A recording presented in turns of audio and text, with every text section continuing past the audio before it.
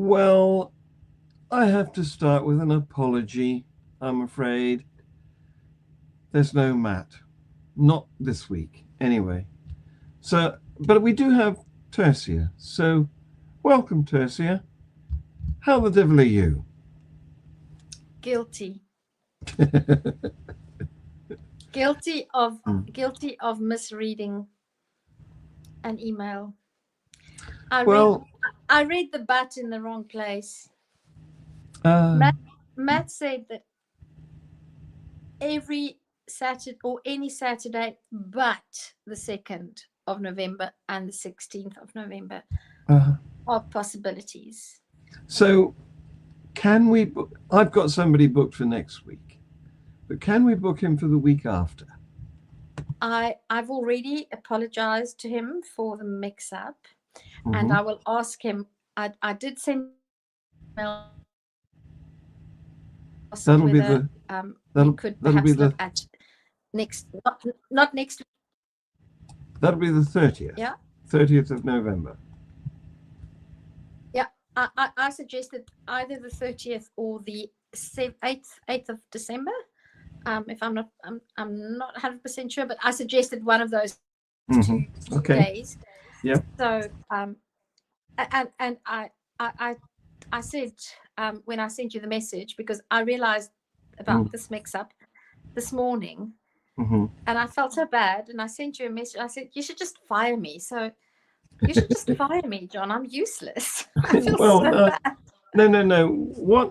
What people should know is that what we attempt to do is really very difficult because we're spanning continents. We've got numbers of different people involved. They're all voluntarily giving their time, and we all have lives that clash with these. It's not like having your own, national radio station or TV station. This is very much an ad hoc sort of loose type of event. Yeah, well, I feel really badly, and I want to apologize to everybody who looked forward. My brother was looking forward very much. But now I see they've got no views. So those people who said they were looking forward, because I didn't publish it, I didn't make it known to anybody that we'd be having to apologize. I just there's somebody. Who's there? Is there somebody there? Yes, Yes, who's there? not anybody who's identifying themselves yet. Not anybody. So my fault that Matt is not here. Matt's had oral surgery as well, so I do hope he recovers quickly. And then I think the mood in the United States, John, it's not looking very good. People are and we don't talk politics. Although I don't know yet, and I don't really know why we don't. It's just never, because it should be fairly safe. Because I'm in South Africa, you're in the UK, so we and I know we differ slightly. If I were a Brit, I don't know if I'd be for or against the monarchy. I know you don't see a problem with the monarchy. You think it's, but I don't think you're a fervent monarchist, are you? No. I describe myself as a monarchist, but not a royalist. Okay. So I've got no interest in following the royal family. They are not my what's the American soap giant begins with the K, the Kardashian. The Kardashians. They are not my Kardashians. No, I've got. They are of no interest to me. Their personal goings on, but I'm in favour of the idea of a monarchy and a hereditary one. Okay. Yeah, because the alternative is worse. What's the alternative?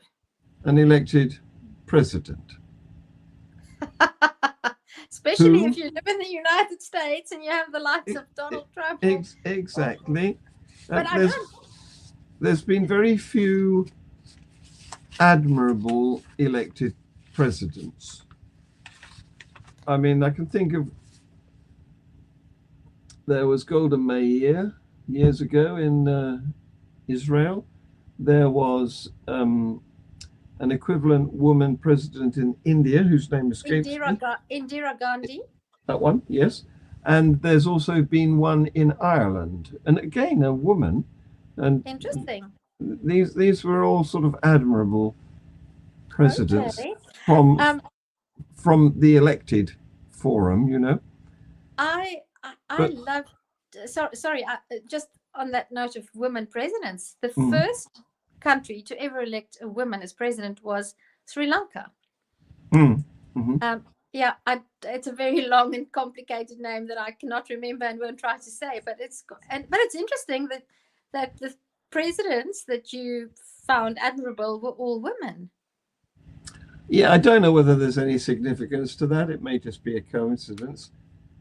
But the trouble with an elected head of the state is they have a political aspect. And where is the guest? Yes.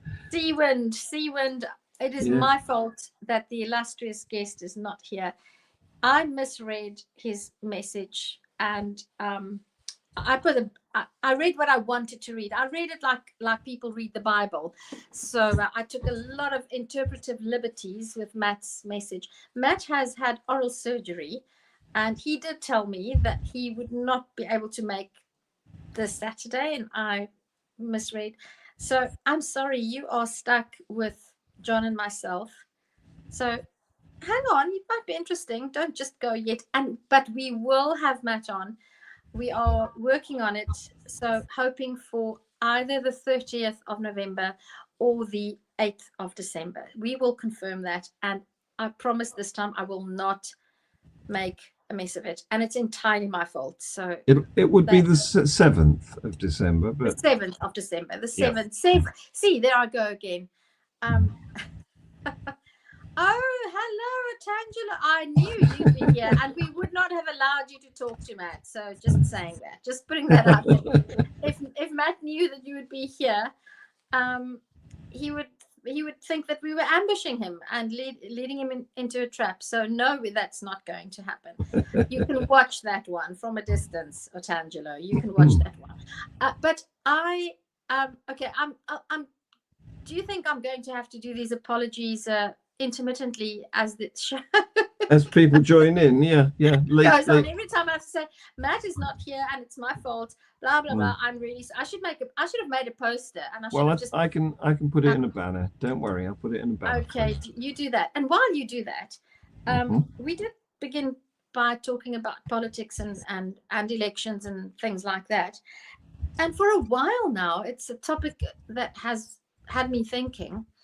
And Alex O'Connor did a show where he spoke to, and now I cannot remember the name of the academic who wrote a book critiquing democracy. And he's not the first, and I hope he won't be the last, because Aristotle was quite a strong critic of democracy. And I brushed up on my knowledge of Aristotle's views on democracy. No, Challenger, you want to join in tonight? I don't know. John is the boss, but we will not let you join in when Matt is here. That is not going to happen, Tangelo. We don't want to be. We don't want to go that way. And yes, I remember that you and I still have a chat owing. It's definitely I'm absolutely keen and up for it. Now, I don't know, John. First, let me. What John's making a banner. Yep. We in the West. Well, I say we in the West. I think we have a sort of a reverence for the idea of democracy that is not entirely accurate, because we grew up. If you're 50, you grew up in the time of the Cold War, and the two ideas, democracy on the one hand, and then totalitarian communist regimes on the other hand. And I think that's a little bit of an oversimplification of democracy and what democracy is, because what most people don't realize is that what we have today, firstly, it's not democracy like it was practiced in ancient Greece. Only men, only freeborn Greek men could vote if they were citizens. Women couldn't vote, slaves couldn't vote, and there were fewer people. So it was totally different. And when I think about democracy, and that's what Aristotle said already many years, thousands of years ago, democracy can easily become a skewed system where the many rule the few with very bad outcomes. And I think that that is possibly what we are seeing in the United States at the moment. Now, I know there's a saying, and I think it was Churchill that said, of all the bad systems, democracy is the best. It's not quite what he said. Something, was it, please correct me. He basically acknowledged that democracy is a flawed system, but of all the flawed systems, it's the one that seems to have the best outcomes. Okay, Tangelo, it's funny that you're not interested in politics, because politics touches upon every single aspect of our lives, a lot like religion. Yeah. So what Churchill actually said was, or at least this is attributed to him, I'm not sure that it's really him, it's an allegation that it was him, is that democracy is the worst form of government apart from all the others. That's it. That's it. But the difference between democracy and populism, it's a very, very thin line. Well, the trouble is that there's no agreement about what we mean by democracy. As you pointed out, the ancient Greeks had their version, which wouldn't be acceptable today. We would want equality between the sexes nowadays. They didn't have that. And then there's the sort of democracy that's in America, and the sort of democracy that's in the UK, and then there's a different sort of democracy in Europe, where most of the electors are choosing on the basis of proportional representation rather than first past the post, which is what we have in this country. And then there's how many layers do you have to your government? Do you have an upper house and a lower house? And in which case, how do you select your uppers and lowers? And there's all different variations of these, but I have my own idea. Tell me, what's your opinion on when you where you have the words left my mind now, where you can only vote if you have Zimbabwe had that many years ago. So if you own land, you can vote, or if you have a qualified vote. What's your opinion on that? Well, I have a version of that, but it doesn't depend on land, because we've had a number of those in this country historically. Land ownership. Yes. So historically, before we got universal suffrage, which was only as recently as 1927 or 8. Yep. South Africa is even later, I think. Possibly, yeah. There was various levels of qualification that enabled you to have a vote, and we've still got one or two rotten boroughs where somebody has a vote on the basis of some archaic possession of land, but that piece of land is no longer in existence. It's all been divided up and sold. So there is technically a possibility of somebody being elected to represent a place that no longer exists. So it's called a rotten borough. But so we've got a lot of leftover silly laws like that. However, I think the problem with present day democracy is the one man, one vote system. Whoa, you said that. Yeah. Yeah. Well, the trouble with one man, one vote, or one woman, one vote, one person, one vote, Mm-hmm. is that it levels the population. And I'm afraid that doesn't agree with biology. Okay. So what's your solution? Hang on, let me explain the problem a bit more first.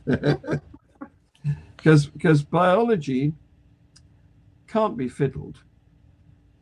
And what it should tell us is that we have variation in every characteristic.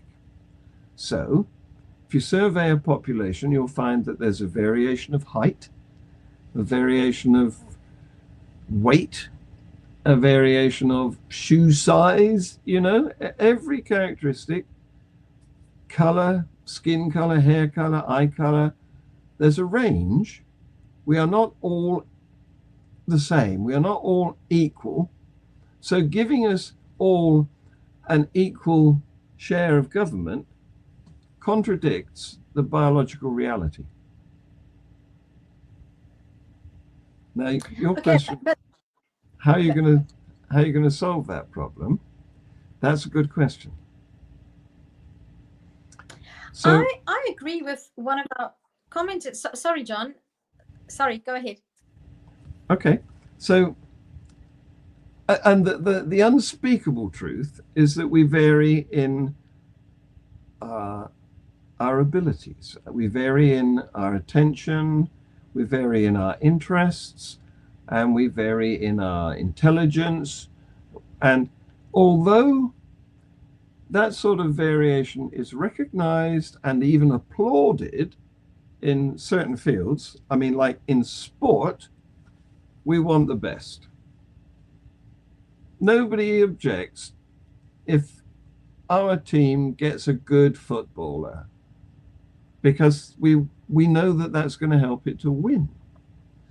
But there's one aspect where we don't. We're reluctant to accept that there's better than us, and we should applaud that betterness, and that is in intelligence. People don't like to think that they can be outcompeted by brain power, and that's what is unacceptable to the general population, and that's what they want to level down. They don't want anybody to be clever, I'm afraid. So, and the truth of the matter is, when you apply that mentality to democracy, you're leveling down to people who have no ability or interest or aptitude to make wise choices about who to elect. And this we've seen happen in America recently. Trump only today came on and said, I love stupid people. Well, he would, wouldn't he? Because they've just elected him. And he's not shameless. He's not ashamed of admitting it. And it's happened in this country here too. We've had populists, as you say, people who pander to the lowest common denominator and say that they're going to give them the policies that they want, chocolate every day or whatever it is, in order to get elected. And so what we really need is to take out the power that we're giving these people who really have no ability to make wise decisions, no interest in the subject. They're too concerned with the latest pop song or the latest Kardashians episode. I mean, it's not denigrating to say nobody has to be interested in politics, but when it comes to a general election, that's what we expect them to be. And so there's doomed to failure, isn't it? So my solution, okay, we should let everyone have a vote, but only at the bottom level. Okay, So let me explain. But to do that, you'd already have to revamp the entire system Oh of yes, government. yes, it's not going to happen because there's no way that we could get this past current legislature. But let me throw the theory a little bit more fuel. Okay. Okay. So we're comfortable with handing over our voting power to other people. For example, when I was elected onto our local council, it's quite a big council, it's 150,000 people or something like that. And I was elected onto it 3 times. But those people who elected me gave me a vote that they didn't have, which was to elect the leader of my group. Right? Yep. And nobody minded that. Nobody minded that they'd elected me to a position of greater voter power. And you see this all over the place. There's when we elect people to represent us on a committee or a council, or any sort of organization which is hierarchical, those people get to select members of their cabinet. I mean, look at Trump at the moment. He's using his power to appoint leaders that have not been elected by the American electorate. Yeah. Some of them are not even politicians, so they have not got a track record or experience in how the system works. He's plucked them as, this is my buddy from here, I will put him in that job. Elon Musk, for example. Yep. He's a successful... I'll create a job for him because I want him. So even there isn't, make a job for him. Because he's given me $100 million for my campaign to win this election. Yes. So, and Elon Musk is a very successful businessman, obviously a very able and clever person, whether you like his policies or not. But it's been deemed acceptable to not have one man, one vote in that case. It's been deemed acceptable to hand over your votes to the big cheese or the top banana to do this appointing.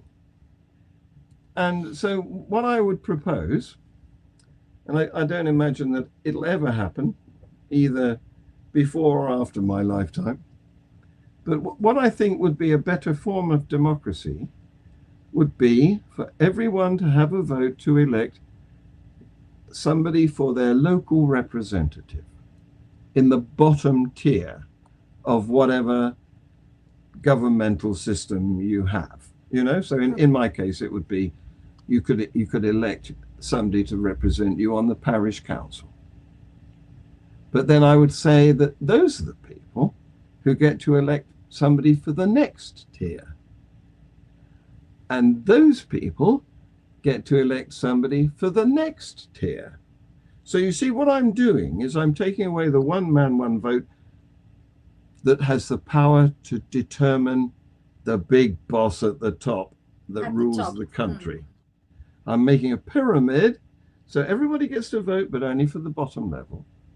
And what they have done is handed up their vote to that level, because those people would be elected with an interest. They'd gain experience in the business of politicking, and they would know more about the options that are available. They would be better able to make an informed decision about who to choose to promote to the level above that. It's a wedding cake. So multi-tiered. And would that increase the accountability of the elected official to the person or to the people that voted for that person? Because we had a system something like that in South Africa prior to 1994, where we had each municipality or district elected their representative to represent that community in parliament, in national parliament. Mm-hmm. Do you not have something similar to that already in the UK, John? Well, we have a very silly system in the UK, a bit like the silly system in the US of A, where everybody thinks they're voting for Keir Starmer or the then leader of the Tory party, Rishi Sunak, although we knew he was going to stand down. But nobody is voting. Well, a very small number of people do have the power to make a vote for those two people. They are the residents in the constituency that those represent. Okay. The rest of us don't. The rest of us are voting for some other bloke, male or female, that might be in the party that eventually forms the government, but it's not commonly represented in that way. So we all think that we're voting for a leader or a party, and we're not. We're voting for a local representative. It's a bit like, with differences, the American system, where they have the states, depending on their size, have a number of votes which count for the ultimate winner.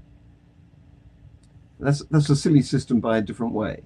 Yeah, but then even regardless of how the voting works and who you vote for, in reality, once you've voted, you have absolutely no control over what your elected official is going to do.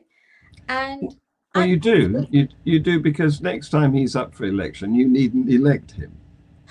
True, but if he's in charge for 4 or 5 years, he can ensure that in the 4 or 5 years, he can change within his 4 or 5 years. He can change the law possibly, so that you don't have another chance to elect him. But I mean, so yes, the only power you have is to next time not vote for him if he didn't do what you wanted. But that's a very. But he doesn't have much power. The only power he has is to change the rules in your local parish, let's say, or to choose who to vote for in the next level. Yeah, I'm not talking about your system proposed. I'm talking about the current system that we have in most countries. You vote, and then for 4 or 5 years you don't vote again. But what those officials do, the citizenry has very little leverage in that period of 4 or 5 years to say, listen, you said that you were going to do this and this and this, and you haven't done X, Y, Z, so do something about it. Do you think they have the same power as currently? They can protest, they can write to their representative, which is nothing. Well, if it's a matter of whether they're re-elected or not, it should be something, shouldn't it? I mean, the elected representatives should listen to the opinions of their electors. Why do people chronically vote against their own best interest? Is it because we're just stupid? Well, it's because in the current systems, they're fed a diet of misrepresentation. I mean, look at the recent American election. Trump has promised, though he doesn't, he shouts his mouth off and doesn't really expect people to believe everything he says. They're eating the cats. But the dogs, what he's doing is a performance which attracts applause.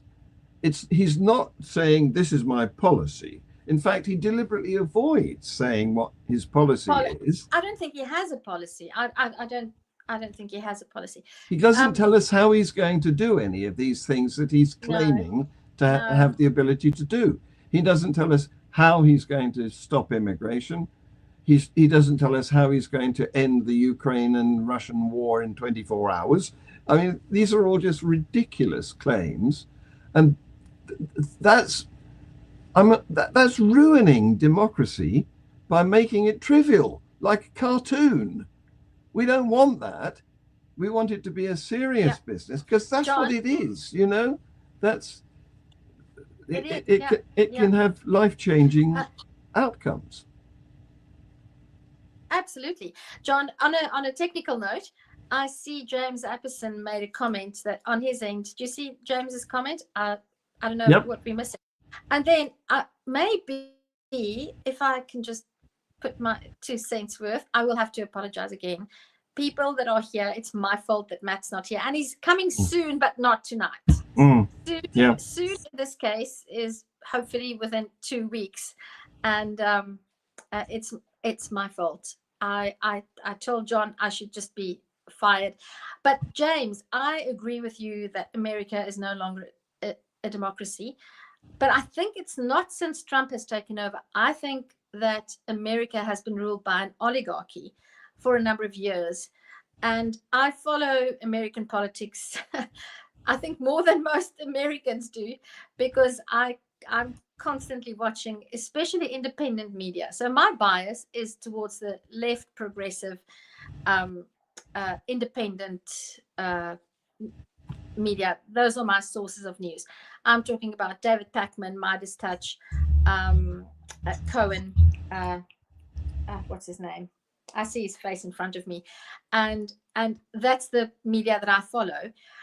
And what happened in the United States, and I think it's been happening for more than 100 years, because Teddy Roosevelt, before the First World War, he already said that big business, and that's, 100 years ago, Teddy Roosevelt was saying big business has too much influence in American politics. And I think we've seen the pinnacle of that with Elon Musk and X and what that has led to.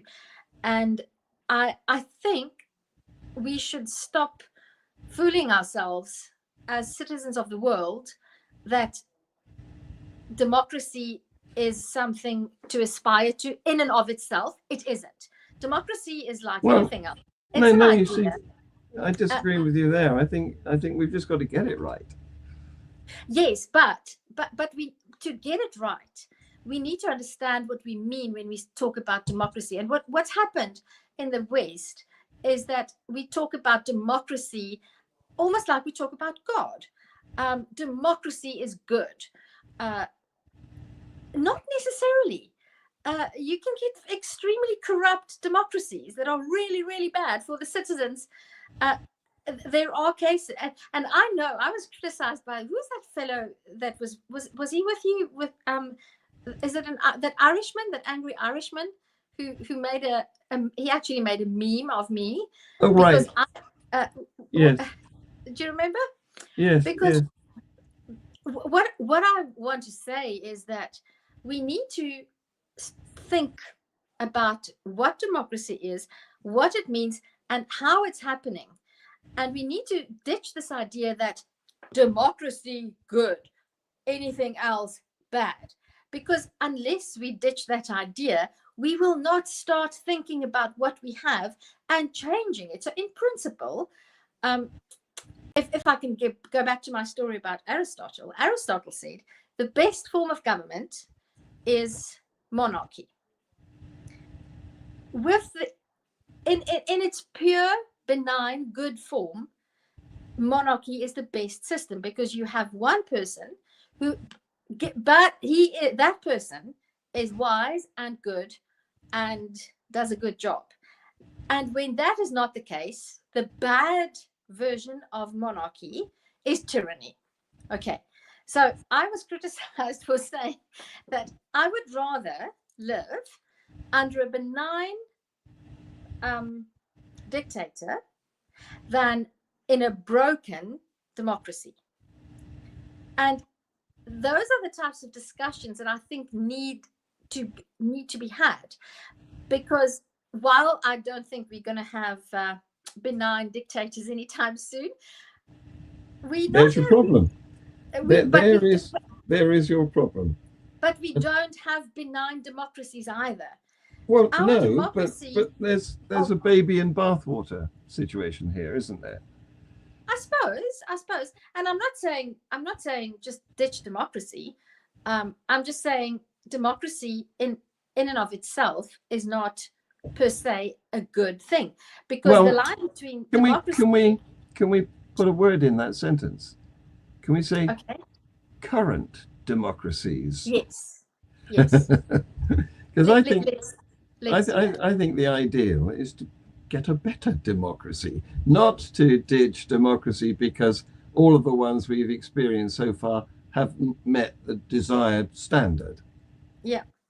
And then, of course, it gets very complicated because we have a very complex world, and that's why it's not a good idea to let Tom, Dick, and Harry vote for the leaders of countries, because the complex world is not necessarily understood well enough by your Tom, Dick, and Harry, because they've got more important things to do in their lives. So ironically, the leaders that the Tom, Dick, and Harry elect in a democracy become tyrants.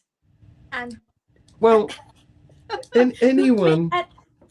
When I say tyrant, all I mean is they become leaders who do not act in the best interest of most people. They act in the best interest of themselves, and that is what we have in most democracies. Well, there's been some and some, hasn't there? I mean, the three women that I mentioned earlier on didn't end up acting for themselves. That's why we revere them as good examples of presidents. But the trouble is that power corrupts, and absolute power corrupts absolutely. So what we've got to do is to make sure that nobody can hang on to the reins, because I hope that Trump recognizes, he does seem to now, that he's not going to be president for life, which previously he voiced an opinion that he should be, back in 2017 or whenever it was. He recognizes now that he's only got this final term, and then somebody else will get the reins. Oh, I think it will be. I think he will probably not be averse to having his daughter be his successor. Yes, that is a problem. Yep. So nepotism is another problem. Yes. Mm-hmm. Yeah, but John, what about capitalism? Okay.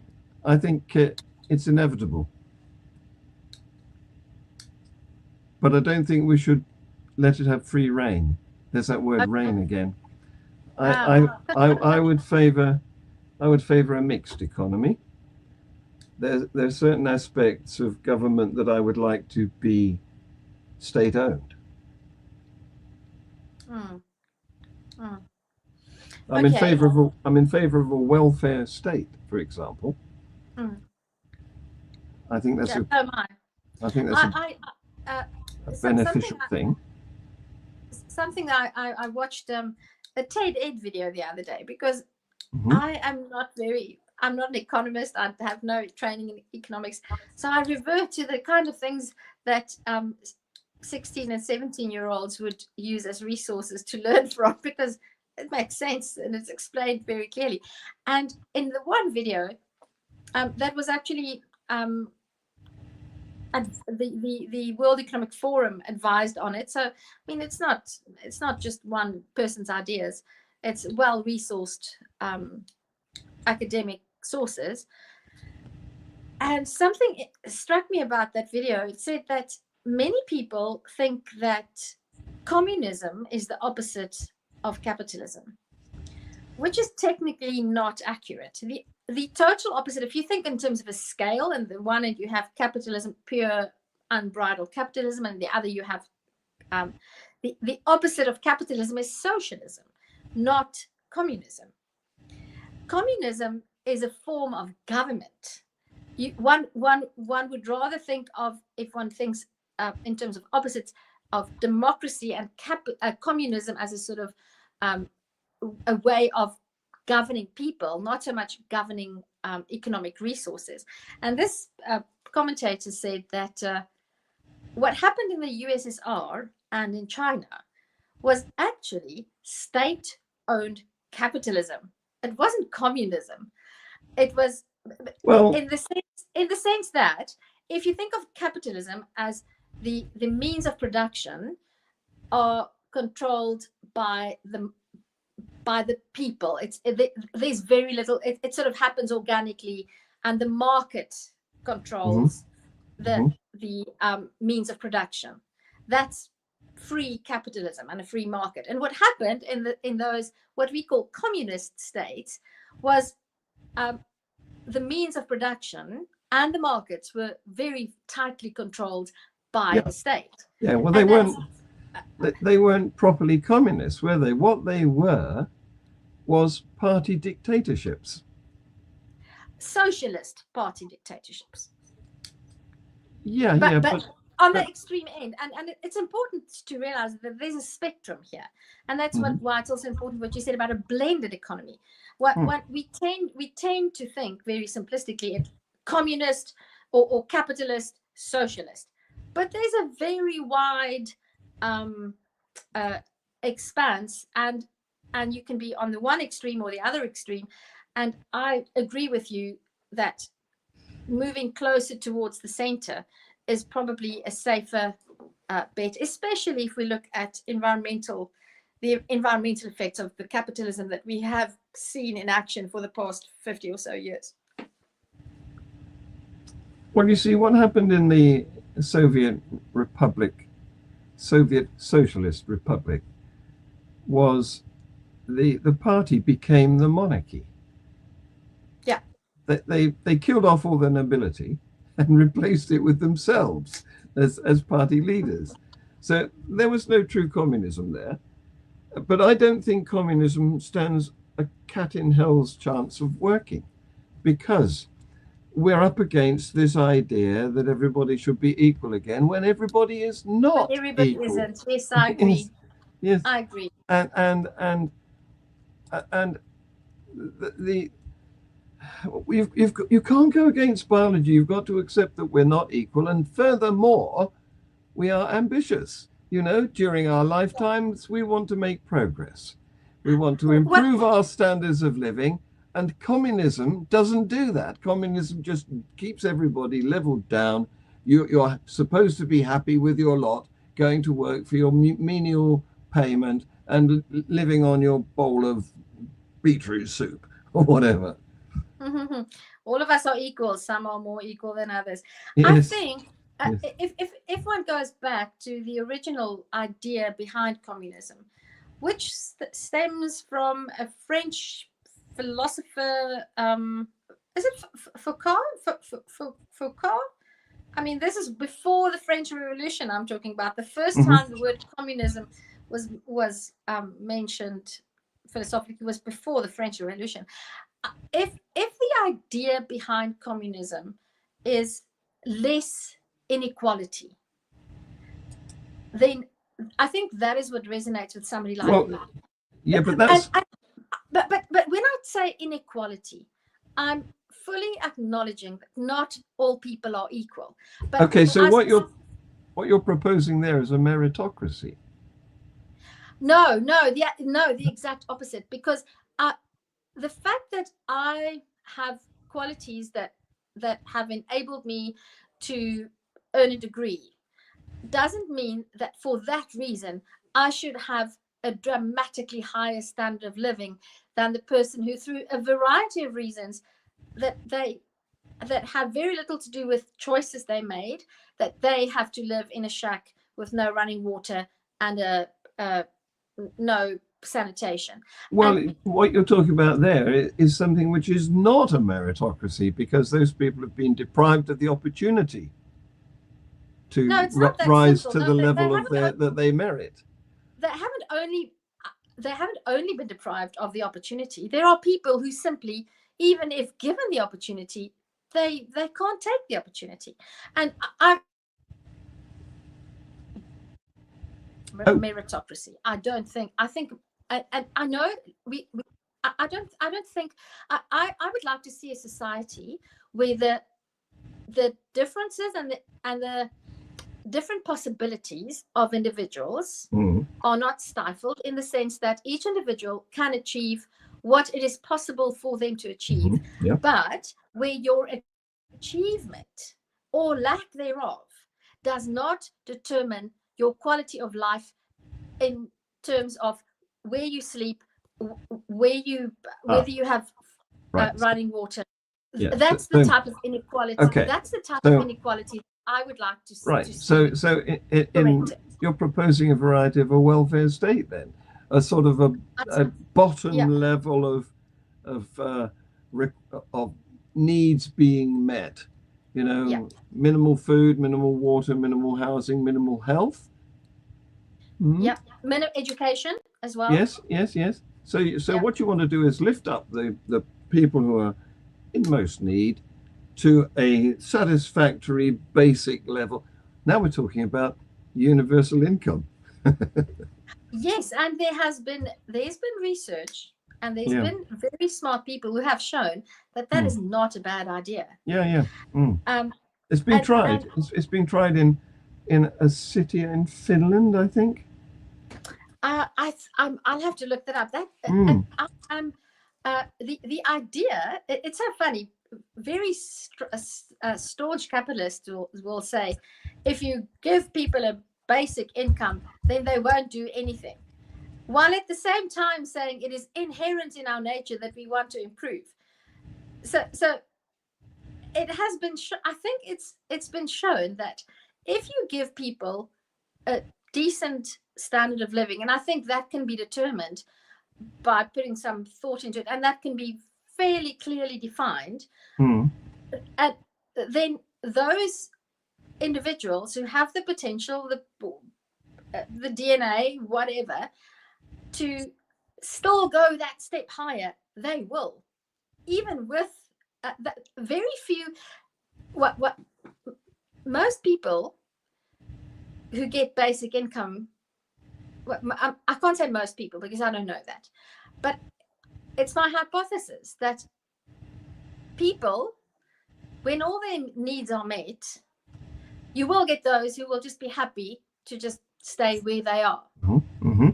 But you will also get those, inevitably, who will say, I want still better. Yes. And I find it deeply ironic that people are most of the time, it's staunch capitalists who say, no, if you give basic income, then people won't do anything.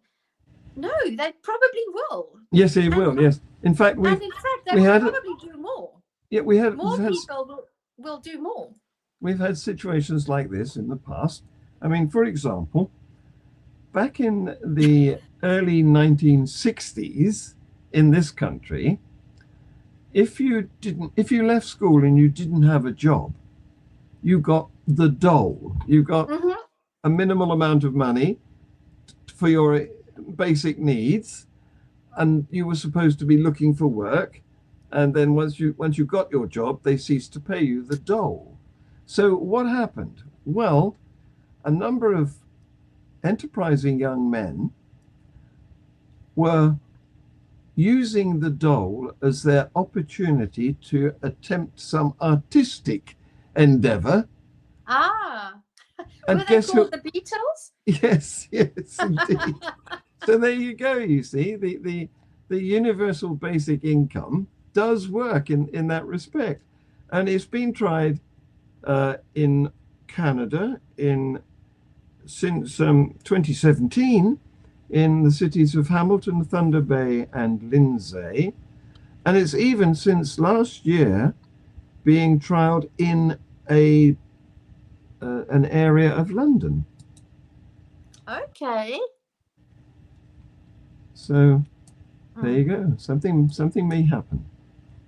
We might try to find an economist to talk, or a political scientist to talk about this, because it's actually, it's something that most people I know will say, no, that's terrible. But I don't think people realize the effect of poverty and deprivation on people's potential. And living in a country like I do, which is the most unequal country in the world, I see this every day.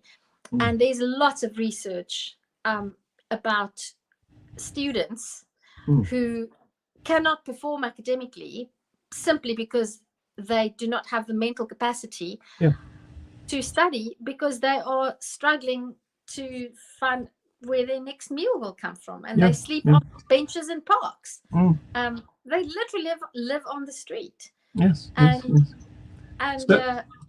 so updating you on this news about the universal basic income of £1,600 a month. That's a lot of money.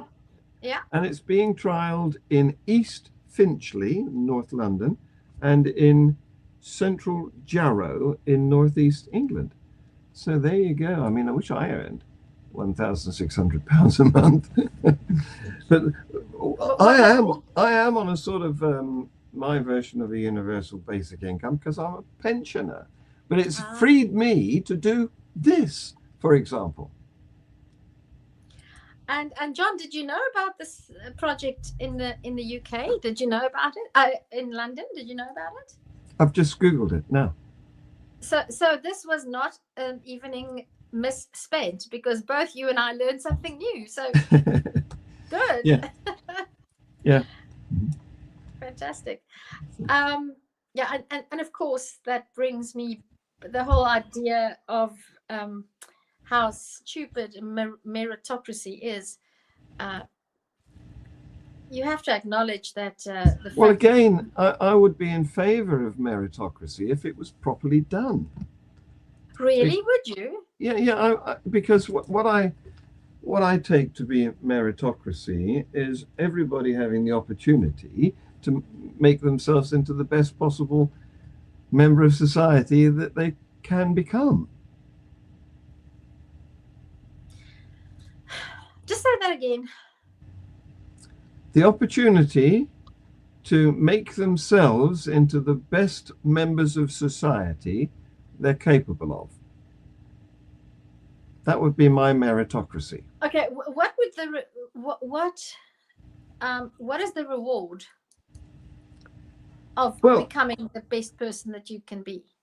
Well, what is the merit? What is the merit? Well, it would be, you'd have to be fitting into a career path, obviously, and moving up a ladder.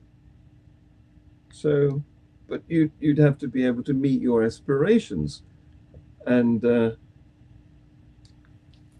merit the position that you can rise to. Okay, so but so obviously, if you can't eat well, then you can't achieve that, can you? Yes. But okay, maybe I should think a little bit about what exactly meritocracy means. Because on the one hand, there's the person that aspires, but what does that person aspire to?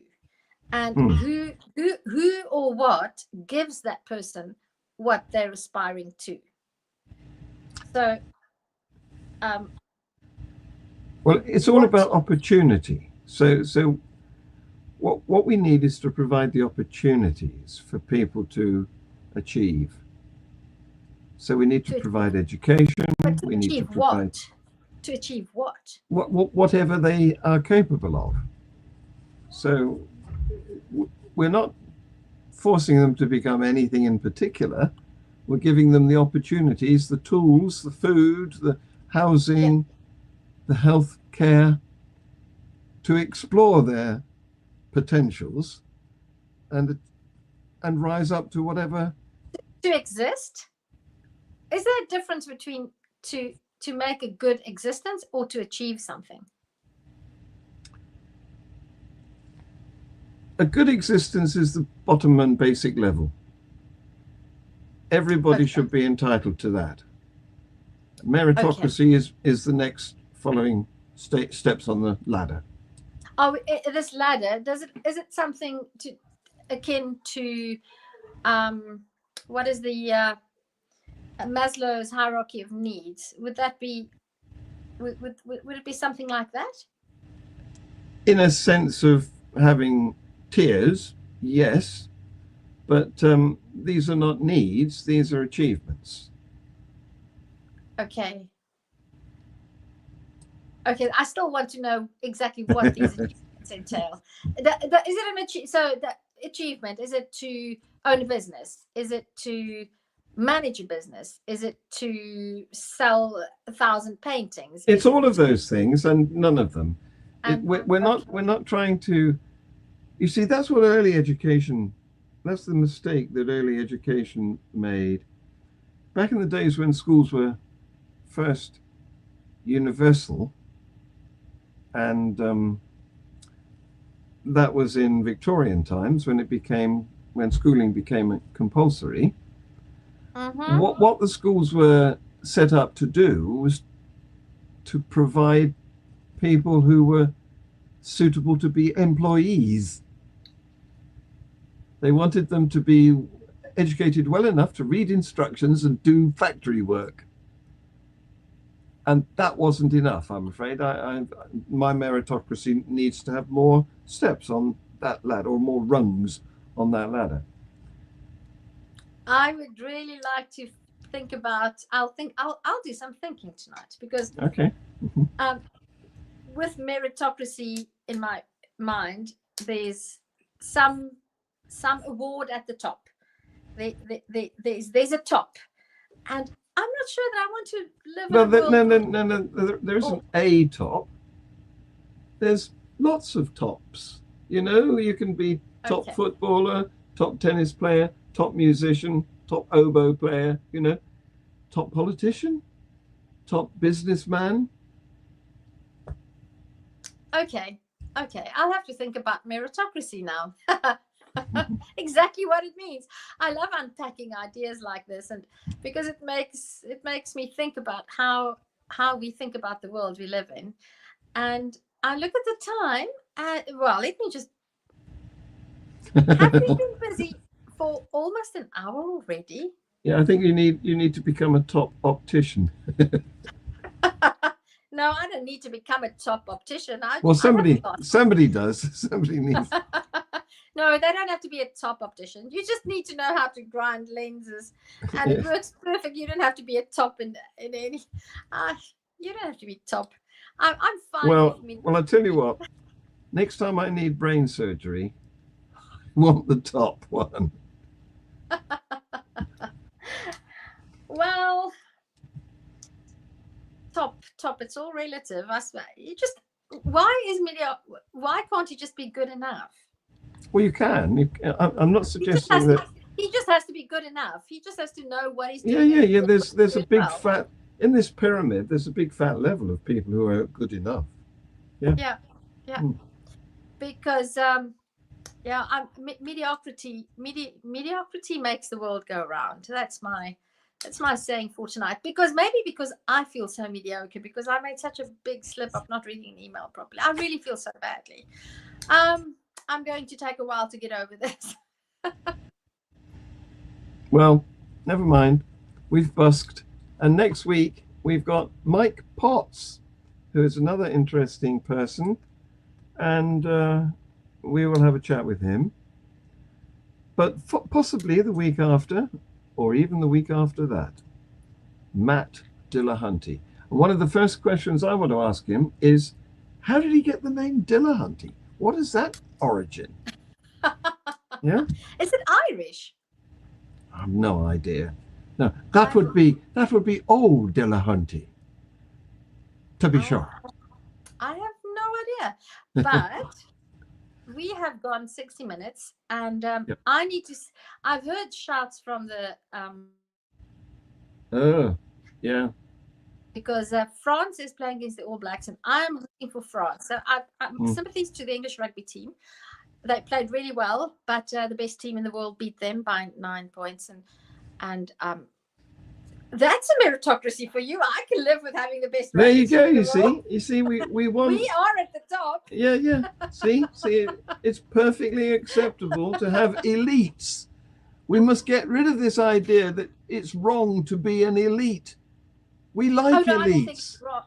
No, we like elites. Yeah, well, yeah, I have no problem with elites when it comes to certain things, but I do have a problem with judging people's value on how elite they are, because those elites are just lucky. They were just born that way. Well, at the moment, yes, because there's no meritocracy. Don't you think so? Oh my dear, I think we live head on in the meritocracy. Not a proper one, not a good enough one. Because well, let's get to work and make it good. I'm going to watch the French play the All Blacks now. There's some time left for the game. Right. So I'll see you tomorrow for views on the news. Yes. I don't know about David, of course. He's in hospital. I'm thinking of him. Hope things are going well. Yes. James, nice to have seen you. Go well. You can always come to South Africa, James, if you don't like Donald Trump. South Africa is a lovely country to live in. Please, we need more people. You're welcome anytime. Cost of living is brilliant. If you bring dollars, even better. And the Breeder Valley is stunning this time of year. Nice to see everybody. Bye, John. Bye-bye. Thank you. Bye.